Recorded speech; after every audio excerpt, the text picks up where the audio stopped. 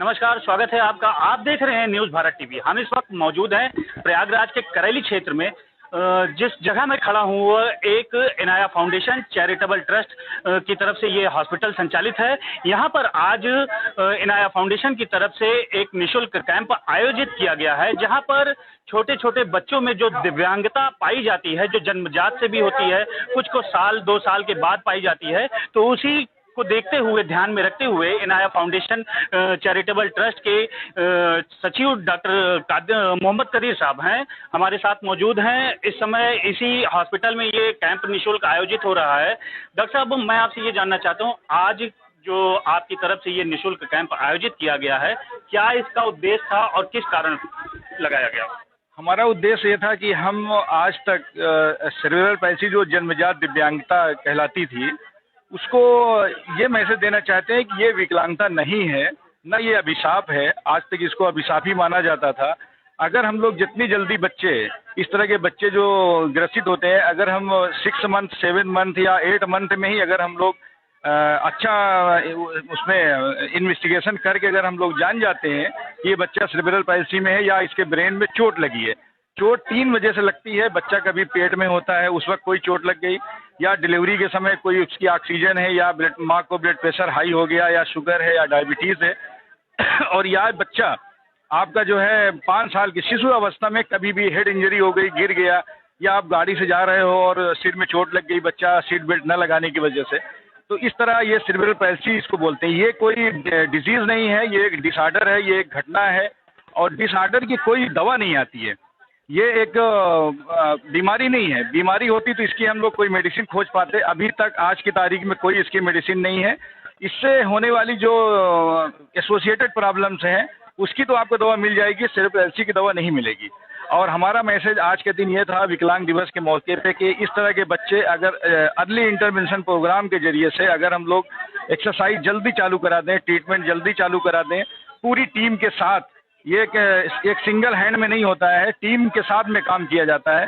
अगर हम टीम के साथ काम करते हैं तो ऐसे बच्चों को 80% नॉर्मल बना सकते हैं और मुख्य धारा में 80% बच्चों को मुख्य धारा में जोड़ सकते हैं। एक चीज़ डॉक्टर साहब, मैं आपके इस निःशुल्क कैंप में मैंने 3 चीज़ों को जरा गौर से देखा।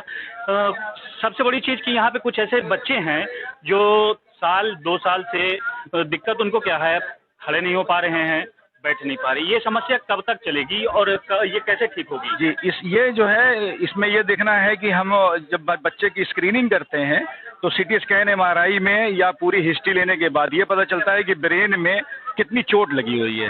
जितना ब्रेन में चोट लगी है, जितना इफेक्ट हुआ है ब्रेन, उसी के अकॉर्डिंग जो है, जैसे कोई बच्चा है वो 2 साल का हो गया है और वो बच्चा बैठना नहीं जानता है, तो उसकी एज हम लोग उसकी निकालते हैं कि ये बच्चा 6 मंथ का है। क्योंकि जो नेचुरल एक वो होता है इस साइकिल, उसमें ये होता है कि 3 महीने में बच्चा करवट लेना सीख जाता है, 6 मंथ में बैठना सीख जाता है, 9 महीने में खड़ा होना सीख जाता है।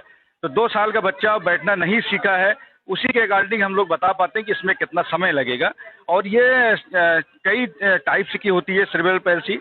किसी में अकड़ापन होता है, किसी में ढीलापन होता है, किसी में डिस्टोनिक है, जिसमें बहुत ज़्यादा खराब मूवमेंट पाए जाते हैं, जो बच्चों का इनवॉलंटरी मूवमेंट है, कंट्रोल ही नहीं होता है कि वो खड़ा नहीं हो पाता। तो एक बार स्क्रीनिंग करने के बाद 80% बच्चे जो स्पास्टिक सीपी के बच्चे हैं वो 80% बच्चे सही हो जाते हैं।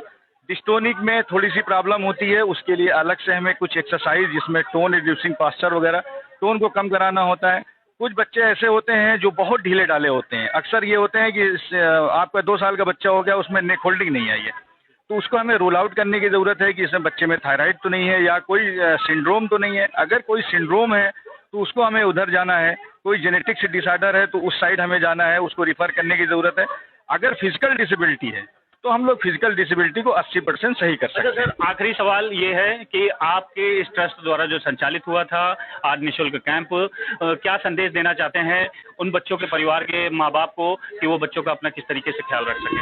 हमारा यही संदेश है ऐसे बच्चों के अभिभावकों से कि आप लोग हताश न हो, निराश न हो। ऐसे बच्चे नॉर्मल हो जाते हैं, बस आपको जागरूक होने की ज़रूरत है। किसी को ये ना समझें कि ये हमारा बच्चा विकलांग है। और हर बच्चे कुछ न कुछ उसमें कैपेसिटी होती है ऐसी।